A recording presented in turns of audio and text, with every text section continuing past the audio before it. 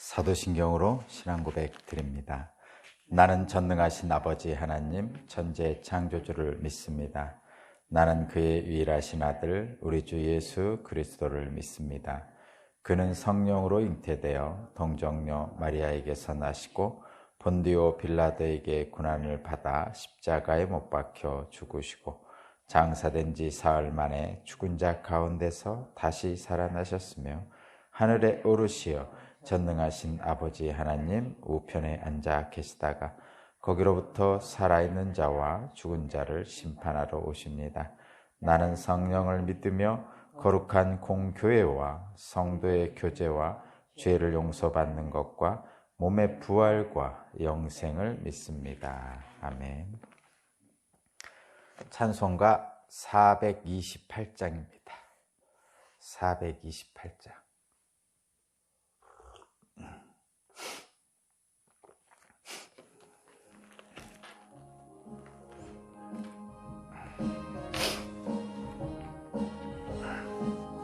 내 영혼의 햇빛 비치니 주 영광 찬란해. 이 세상 어떤 빛보다 이 빛 더 빛나네. 주의 영광 빛난 광채 내게 비춰 주시옵소서. 그 밝은 얼굴 배울 때 나의 영혼 기쁘다. 내 영혼의 햇빛빛이 주 찬양합니다. 주 귀를 기울이시사 다 듣고 계시네. 주의 영광 빛난 광채 내게 비춰 주시옵소서. 그 밝은 얼굴 배울 때 나의 영혼 기쁘다. 내 영혼의 봄날 되어서 주 함께 하실 때 그 평화 내게 깃들고 주내 꽃피네. 주의 영광 빛난 광채 내게 비춰 주시옵소서. 그 밝은 얼굴 배울 때 나의 영혼 기쁘다. 내 영혼에 희락이 있고 큰 소망 넘치네. 주 예수 복을 주시고 또 내려주시네. 주의 영광 빛난 광채 내게 비춰 주시옵소서. 그 밝은 얼굴 배울 때 나의 영혼 기쁘다. 아멘.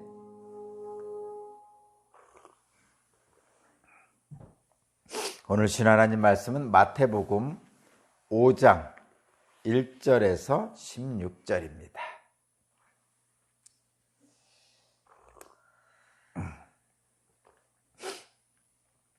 마태복음 5장 1절에서 16절까지 말씀을 제가 봉독하겠습니다. 예수께서 무리를 보시고 산에 올라가 앉으시니 제자들이 그에게 나아왔다. 예수께서 입을 열어서 그들을 가르치셨다. 마음이 가난한 사람은 복이 있다. 하늘나라가 그들의 것이다.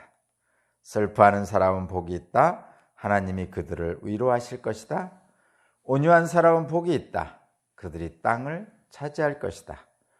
의에 줄이고 목마른 사람은 복이 있다. 그들이 배부를 것이다.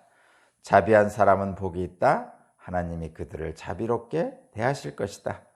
마음이 깨끗한 사람은 복이 있다. 그들이 하나님을 볼 것이다. 평화를 이루는 사람은 복이 있다. 하나님이 그들을 자기의 자녀라고 부르실 것이다. 의를 위하여 박해를 받은 사람은 복이 있다. 하늘나라가 그들의 것이다. 너희가 나 때문에 모욕을 당하고 박해를 받고 터무니없는 말로 온갖 비난을 받으면 복이 있다. 너희는 기뻐하고 즐거워해라. 하늘에서 받을 너희의 상이 크기 때문이다. 너희보다 먼저 온 예언자들도 이와 같이 박해를 받았다. 너희는 세상의 소금이다. 소금이 짠맛을 잃으면 무엇으로 그 짠맛을 되찾게 하겠느냐? 짠맛을 잃은 소금은 아무데도 쓸데가 없으므로 바깥에 내버려서 사람들이 짓밟을 뿐이다. 너희는 세상의 빛이다. 산 위에 세운 마을은 숨길 수 없다. 또 사람이 등불을 켜서 말 아래에다 내려놓지 아니하고 등경 위에다가 놓아둔다. 그래야 등불이 집 안에 있는 모든 사람에게 환히 비친다. 이와 같이 너희 빛을 사람에게 비추어서 그들이 너희의 착한 행실을 보고 하늘에 계신 너희 아버지께 영광을 돌리게 하여라. 아멘.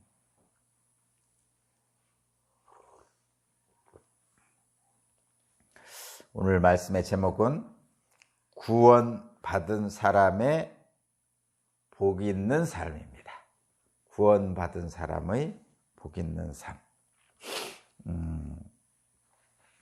여러분도 아시는 말씀이죠.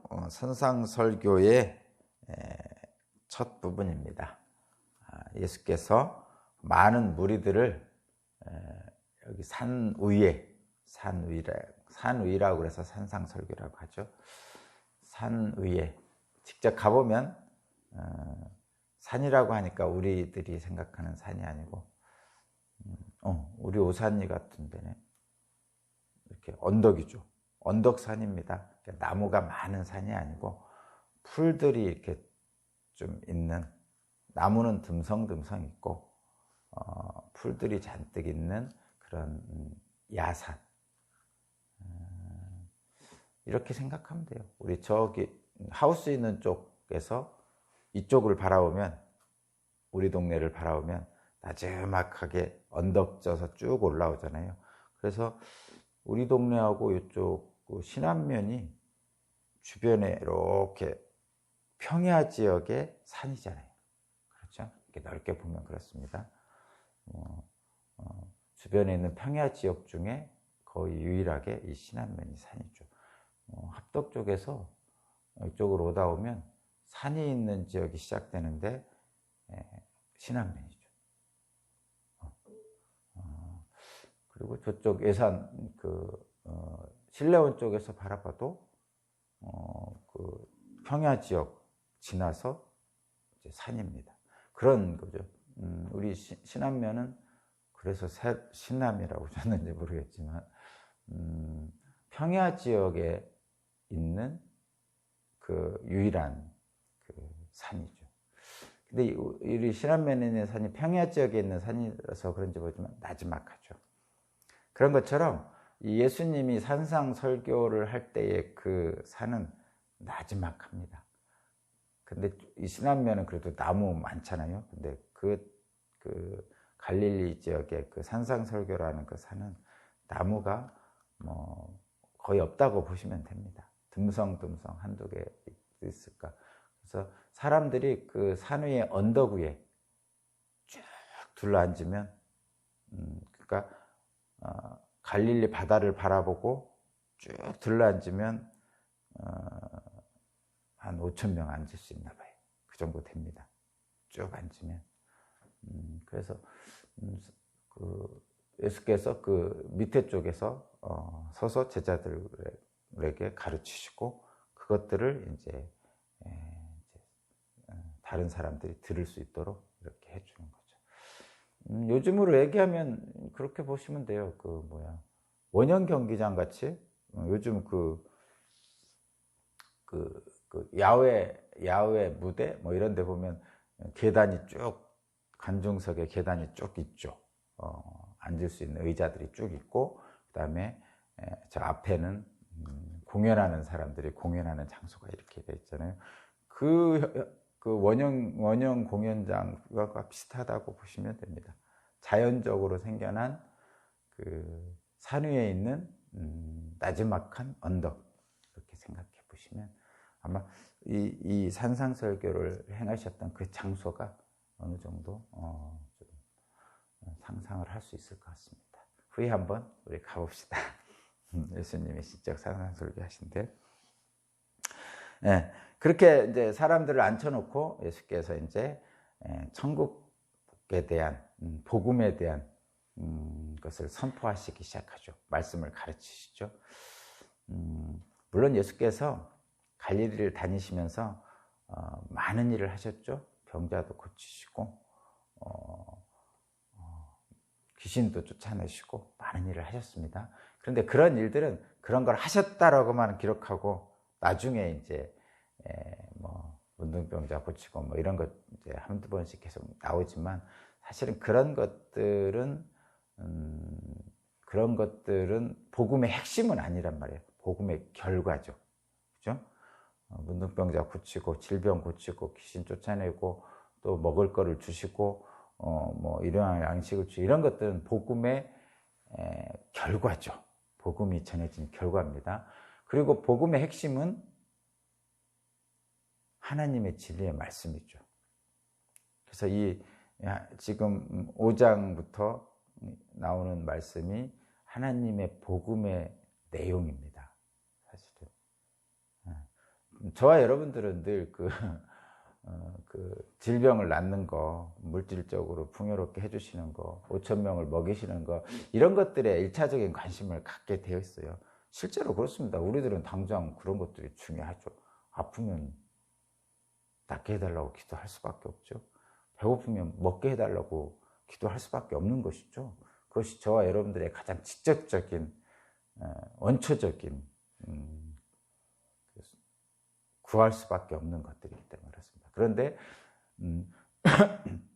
말씀에는 늘 복음에는 우리들이 구하는 그런 원초적인 것들은 복음의 결과지 복음의 내용은 아닙니다. 진리의 내용은 아니란 말이에요.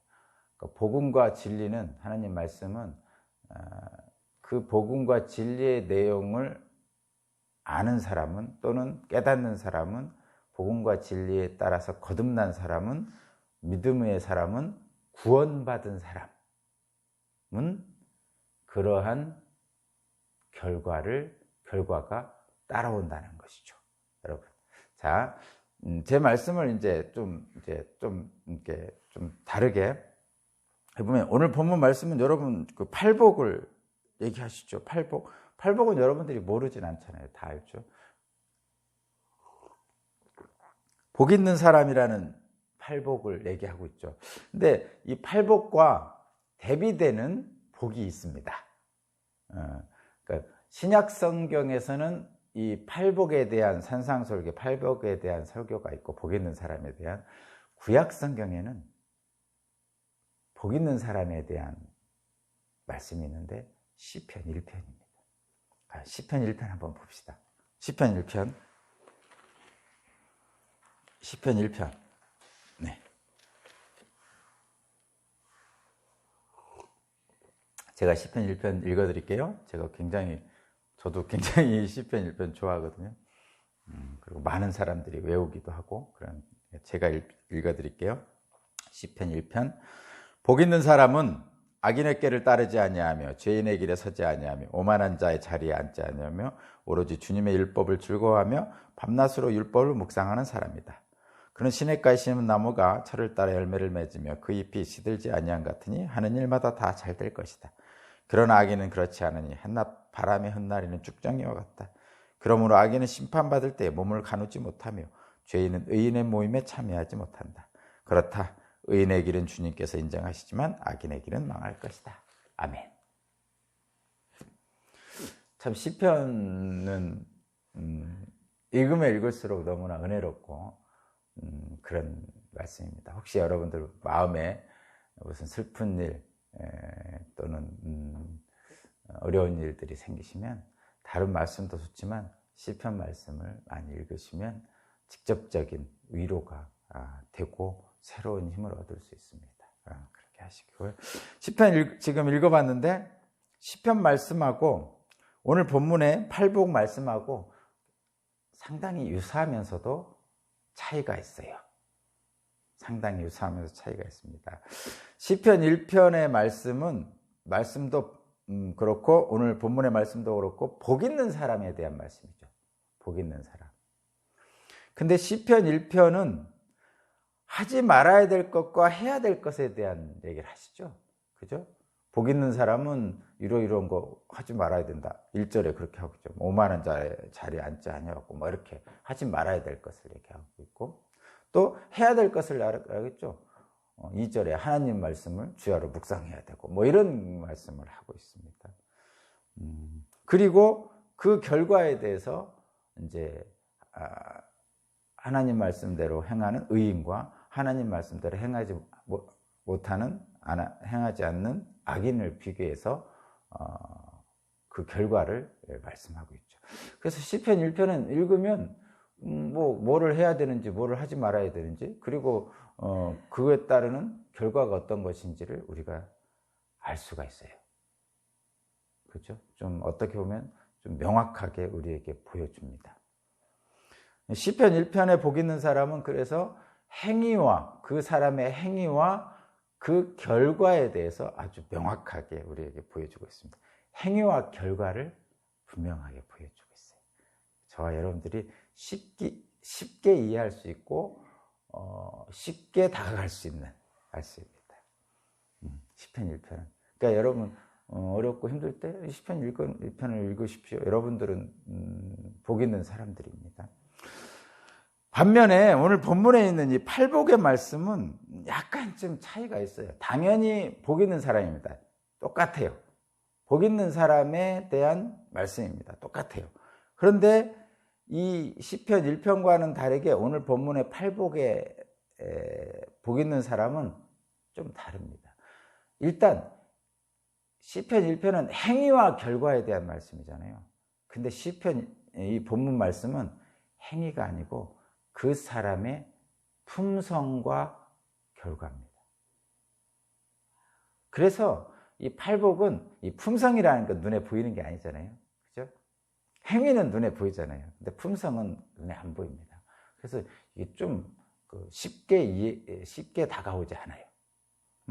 그 사람의 존재, 그 사람의 존재 자체, 그 사람이 어떤 품성을 가지고 있는지, 그 사람의 인격, 말하자면 품격, 인격, 존재 자체, 그리고 그것에 따른 결과입니다.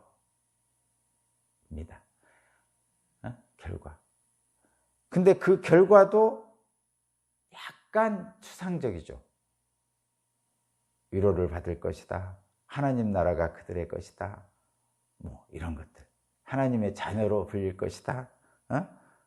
이런 것들입니다. 약간 추상적이죠. 그런데 잘 여러분이 읽어보면 이 시편 1편이나 오늘 본문에 나오는 팔복이나 사실은 같은 하나님이 주시는 복이라는 걸 알 수 있습니다. 다만 신약 성경에 나오는 이 팔복은 품성에 대한 것이고 보이지 않는 그 사람의 품격에 관한 것이고 시편 1편은 그 사람의 행동에 관한 것이다. 그 결과도 어떻게 보면 시편 1편은 보이는 결과를 말씀하시고 이 팔복은 보이는 결과가 아니고 그 품격에 따른 결과다. 보이지 않는 결과. 그렇게 해서 좀 차이가 있긴 합니다. 그런데 한마디로 얘기하면 이런 것입니다. 시편 1편의 복도 복 있는 사람도 그 팔복의 복 있는 사람도 둘 다 구원받은 사람의 복입니다. 물론 구약 성경은 예수님이 오시기 전이기 때문에 구원받았다 안 받았다 이렇게 표현하기는 어렵지만 달리 생각할 수도 있지만 그러나 분명한 것은 하나님의 사랑을 받은 자들, 구원받은 자들, 거듭난 자들, 하나님을 향해 소망을 갖고 있는 자들에 대한 복을 얘기하고 있습니다. 그래서 오늘 말씀의 제목이 구원받은 사람의 복 있는 삶이에요. 구원받은 사람의 복 있는 삶입니다. 자, 그러면 여러분 한번 보실까요? 다른 것은 제가 다 지금 할 시간이 없어서 보겠는데 1절만 한번 여러분 살짝 한번 보겠습니다. 1절을 제가 1절이 아니라 3절 첫 번째 복 후에 한번 이 팔복을 다 할 기회가 있으면 함께 나눴으면 좋겠지만 오늘은 팔복 중에 첫 번째 복만 한번 보겠습니다. 3절, 마음이 가난한 사람은 복이 있다. 하늘나라가 그들의 것이다. 개역개정에는 심령이 가난한 자는 복이 있나니 하나님 나라가 그들의 것입니다. 이렇게 했어요. 그러니까 여기서 심령을 마음이라고 바꿨습니다. 여러분, 심령은 개역개정과 좀 구어죠. 옛날 국어. 심령이라고 하니까 좀 특별해 보여서 좀 좋긴 하지만 사실은 그냥 우리들이 이해하기 쉬운 마음이라고 생각하면 되고, 또 다르게 얘기하면 인격, 하나님을 향한 품성, 이렇게 생각하셔도 됩니다.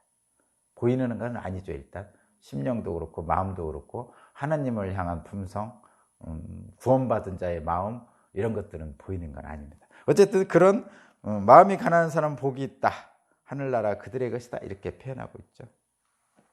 근데 여기서 마음이 가난한 사람은 누굽니까? 제가 약간의 힌트를 드렸는데, 누가 마음이 가난한 사람입니까? 누가 심령이 가난한 사람입니까? 이게 이제 문제죠. 일단은 이렇게 생각하면 돼요.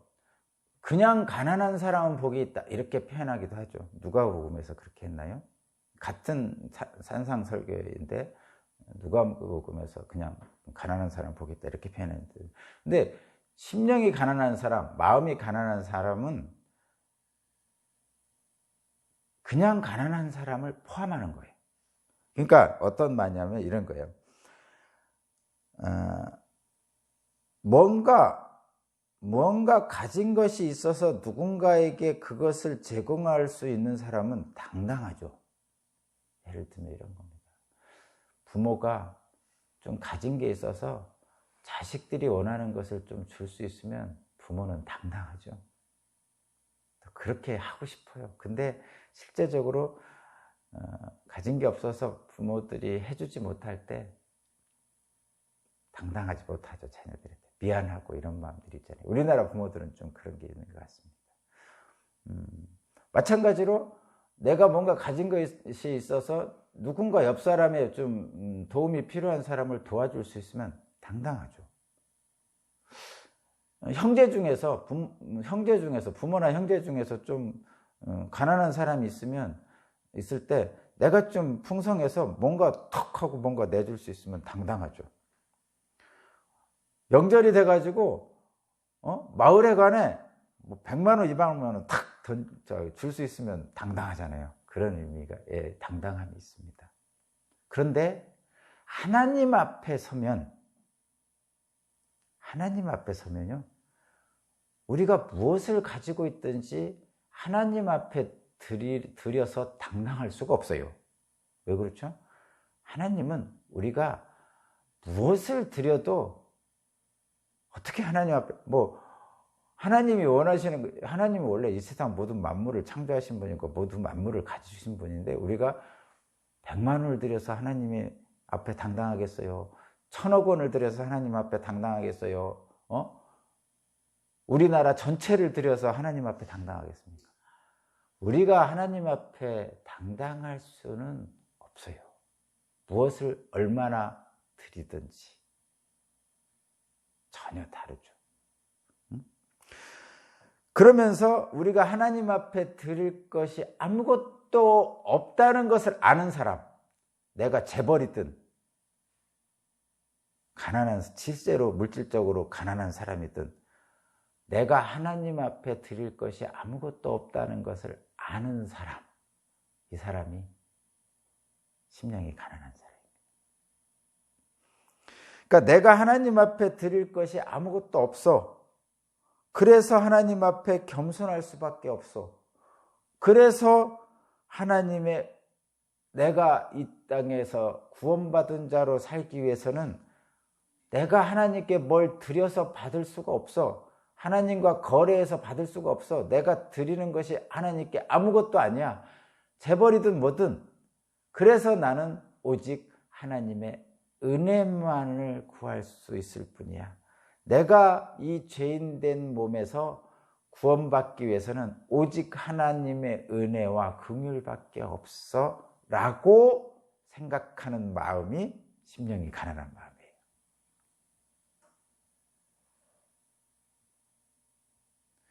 그래서 이런 마음을 가진 사람은 교만할 수 없죠. 천국에 가려면 오직 하나님의 은혜만으로 갈 수 있다는 것을 아는 사람이에요. 그래서 어떡하죠? 이 사람은요, 자기가 뭘 하나님께 드리고 이런 거에 대한 것보다는 그저 하나님께 가슴을 치면서 은혜만을 구하게 됩니다. 하나님은 그런 사람에게 천국을 주는 거죠. 그래서 심령이 가난한 자는 복이 있는 거예요. 왜 그렇죠? 하나님의 긍휼만을 바라기 때문에. 그래서 그런 사람에게 하나님은 긍휼을 베풀어 주셔서 하나님 나라, 천국을 그들에게 주십니다. 그래서 그들은 복이 있는 거예요. 자, 제가 첫 번째만 해설을 해드렸어요, 여러분. 해석을. 자, 심령이 가난한 사람은, 마음이 가난한 사람은 오직 하나님의 은혜 외에 다른 것이 없음을 알고 하나님께만 소망을 두는 자입니다. 그래서 하나님께만 소망을 두는 그 자에게 은혜와 긍휼을 베풀어서 하나님 나라를 허락하십니다. 그래서 이 사람들은 복 있는 사람입니다. 이렇게 되는 거죠. 자, 나머지 7개 복도 비슷합니다. 결국은 하나님께만 소망을 두는 품성을 가지고 있어요. 교만하지 않고 겸손하죠. 시편 1편에서도 마찬가지죠. 오만한 자의 자리에 앉지 않고 이런 거예요. 자기가 가졌다고 오만하지 않고 그런 것이죠. 그런 행동을 안 하는 거예요, 거기는. 근데 여기는 행동 자체가 아니라 자기의 그 모든 것을 내려놓고 하나님만을 바라보는 심령이 가난한 자입니다. 그때 하나님 나라를 주시는 거예요. 시편 1편은 하나님 나라라는 것은 아니고 그 시냇가에 심은 나무처럼 늘 풍성한 열매를 맺는다, 이렇게 복을 주시죠. 자, 그러면 그 나머지 7개도 마찬가지인데, 그렇다면 구원받은 사람의 복 있는 삶인데, 이런 사람들이 구원받은 거죠. 구원받은 사람들의 복을 팔복으로 표현해 보고 있습니다. 그러면 이 사람들은 구체적으로 굉장히 추상적이잖아요. 구체적으로 어떤 복을 누립니까? 어떤 복 있는 사람의 삶을 살아야 됩니까가 바로 다음 절입니다. 13절부터 나오는 거예요. 13절부터 제가 한번 보겠습니다. 13절, 너희는 세상의 소금이다, 이렇게 하고 있고요. 14절, 너희는 세상의 빛이다, 이렇게 말씀하고 있습니다. 자, 저는 여기서 여러분에게 좀 단적으로 얘기할게요. 분명히 뭐라고 성경에서 너희는 세상의 소금이다, 너희는 세상의 빛이다, 이렇게 했어요. 그렇기 때문에 우리 구원받은 사람을 세상의 빛에, 소금에 빗대어서 비유적으로 표현하고 있어요. 그래서 우리는 이렇게 표현하죠. 빗대는 삶, 소금 같은 삶, 이렇게 표현하잖아요. 소금처럼 살다, 빛처럼 살다, 이렇게 하는데, 그냥 그렇게 뭔가를 하지 말고 그냥 단적으로 얘기하십시오. 우리는 소금이고 빛입니다. 그러니까 빛처럼 살라, 소금처럼 살라, 이런 표현 쓰지 말고, 처럼 하면은 좀 멀어 보이잖아요. 그러니까 단적으로 나는 소금입니다, 나는 빛입니다, 이렇게 단적으로 하시면 좋겠어요. 그래서 구원받은 자의 삶은 소금이 어때요? 소금은 다양한 여러 가지 기능이 있지만 사실은 맛을 내잖아요. 맛을 내요, 소금은. 그렇죠? 물론 많이 먹으면 안 좋지만 맛을 냅니다. 저와 여러분들은, 성도는 어떤 사람입니까? 소금입니다. 어떤 사람? 맛을 내는 사람이죠. 무슨 맛? 살맛 나는. 살맛을 내는 사람이에요. 그러니까 이 세상에 살맛 나는 세상을 만드는 사람이에요. 그러니까 내가 여러분 집에 여러분이 있어서 살맛 나는 거예요. 여러분 집이. 우리 교회에 여러분이 있어서 살맛 나는 거예요. 이 동네에 여러분이 있어서 살맛 나는 세상이 된 거예요. 이 세상에 여러분이 있어서 세상은 살맛 나는 세상입니다.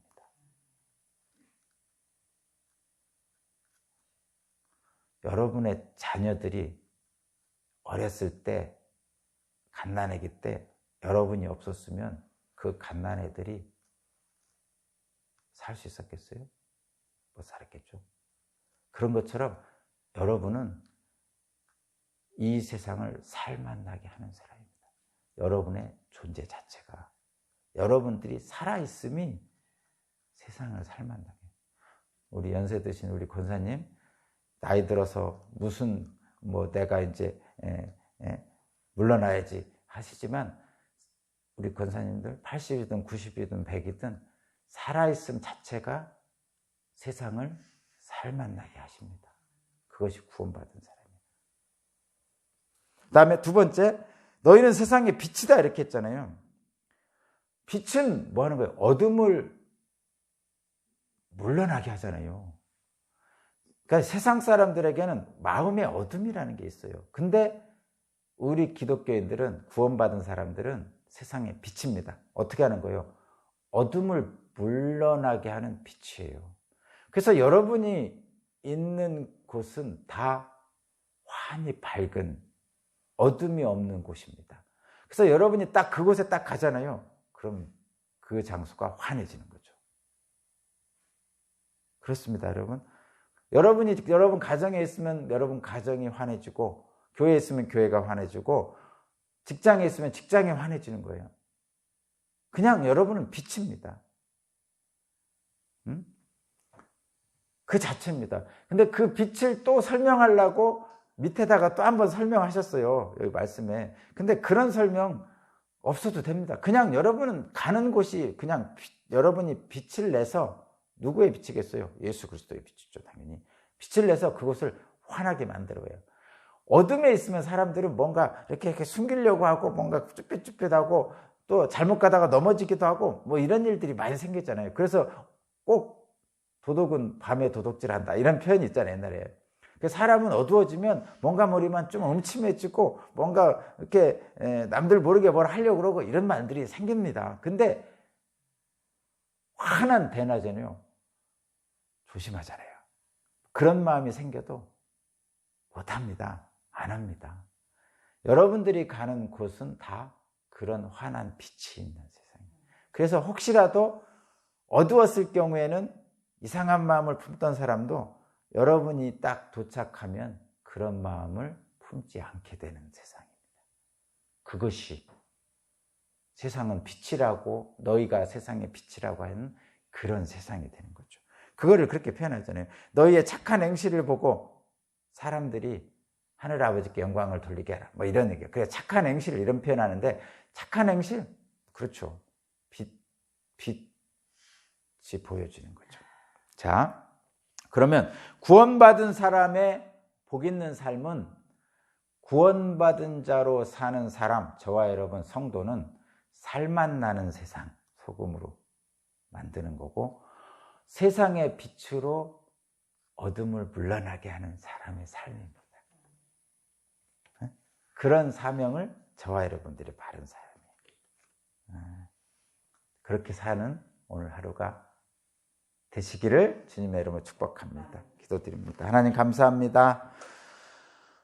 주님께서 우리에게 복 있는 사람이라고 선포해 주셨습니다. 우리는 구원받은 복 있는 사람입니다. 살맛 나는 세상, 어둠이 물러가고 빛으로 비추는 세상을 우리가 가는 모든 곳에 이루어지게 하신다고 약속하셨습니다. 나는 소금이고 나는 빛입니다. 세상에 소금이고 빛이 되는 그런 나의 삶으로 축복하여 주옵소서. 내가 더 사랑하고 내가 먼저 사랑하겠습니다. 감사드리며 예수 그리스도 이름으로 기도합니다. 아멘. 주님 감사합니다.